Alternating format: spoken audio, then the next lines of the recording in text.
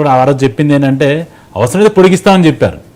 మరి ఈరోజు పొడిగించకుండా మళ్ళీ ఆపి మళ్ళీ ఈ డేటా ఎంట్రీ కూడా మరి ఈ 17వ తారీఖు ఏదో డెడ్ లైన్ పెట్టినట్టున్నారు.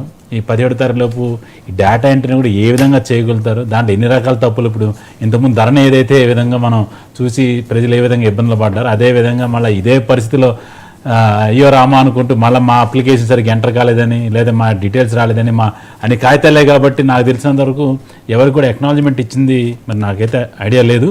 మరి ఆయన ఎక్నాలజ్మెంట్ నా అప్లికేషన్ తీసుకున్న తర్వాత ఎక్నాలజ్మెంట్ లేకపోతే నేను మళ్ళీ అడగడానికి కూడా నా దగ్గర ఏమీ అవకాశం. ఎందుకంటే రాజీవ్ స్వగృహ అని చెప్పి 2004లో నేను ఒక అప్లికేషన్ పెట్టాను ఖమ్మంలో. అప్పుడు 3 రకాల ఇళ్ళని అంటే 2 బెడ్రూమ్ ఇల్లు అని 3 బెడ్రూమ్ ఇల్లు అని అట్లా అప్లికేషన్ తీసుకున్నారు. 2,500 రూపాయలు నా దగ్గర తీసుకున్నారు. ఇప్పుడు 2004లో ఇదే కాంగ్రెస్ ప్రభుత్వం. ఇప్పటికి 2023కి వచ్చాం.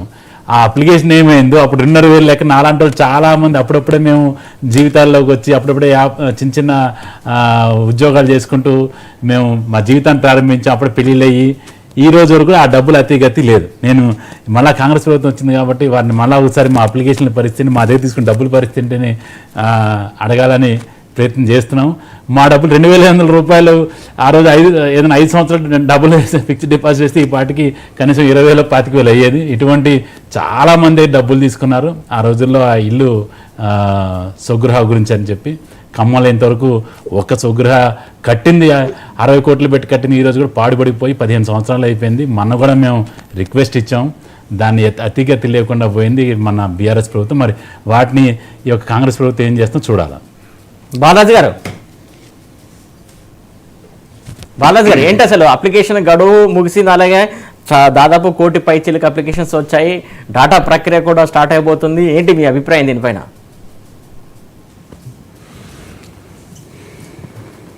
మీ మాట వినబట్లే, అన్మ్యూట్ చేయండి, మ్యూట్లో ఉన్నది. సార్ ముందుగా నమస్కారం సార్.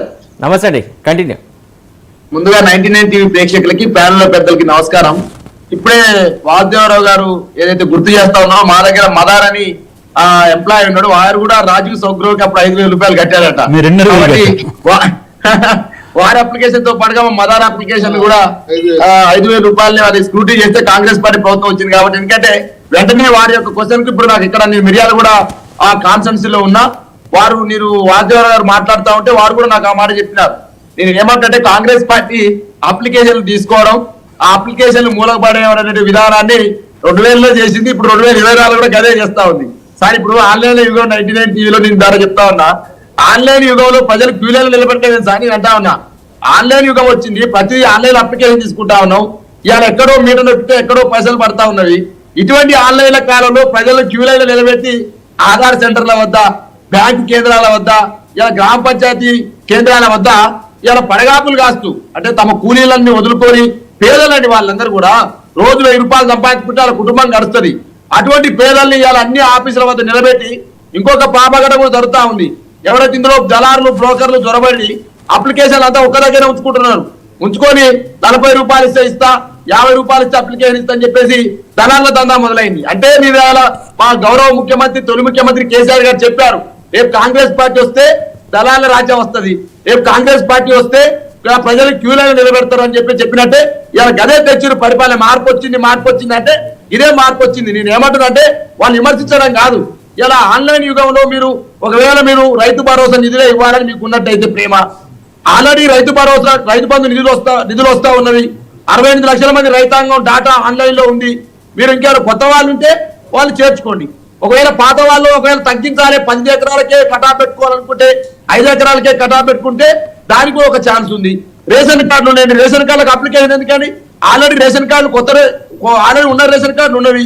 కొత్త రేషన్ కావాలంటే కొత్త రేషన్ కార్డులని అప్లికేషన్ ఇన్వైట్ చేయాలి. ఇవాళ ప్రజలందరినీ పిలవడేంది, ప్రజలందరినీ గ్రామాలకు పిలిచి ప్రజలందరినీ అస్తవ్యస్తలు పెట్టి ప్రజలందరినీ క్యూ లైన్లో నిలబెట్టి ఇలా కొంతమంది మహిళలు సొమ్మసిల్లు పడిపోతా ఉన్నారు, కొంతమంది ఇలా ఎటువంటి ఇబ్బందులు పడుతూ ఉన్నారు. ఆలోచన చేసుకోవాలి. ఈ ప్రజాపాలన పేరుతో ప్రజల్ని ఇబ్బంది పెట్టడమేనా? నాకేమనిపిస్తుంది అంటే రేవంత్ రెడ్డి ముఖాన్ని, బట్టి విక్రమార్క ముఖాన్ని తెలంగాణ ప్రజలకు పరిచయం చేసే ప్రజాపాలనది. ఎందుకంటే రేవంత్ రెడ్డి గారు బట్టి విక్రమార్క తెలియదు కాబట్టి ఆ అప్లికేషన్ మీద 2 ఫోటోలు ఉన్నాయి. ఆ 2 ఫోటోలు క్లారిటీ ఉంది తప్ప మిగతా వాళ్ళ అంశాల పట్ల క్లారిటీ లేదు వాసుదేవరావు గారు 99 చెప్తా ఉన్నా రైట్ బాలరాజు గారు ఒకసారి ఆగండి, వస్తాం మీ దగ్గరికి.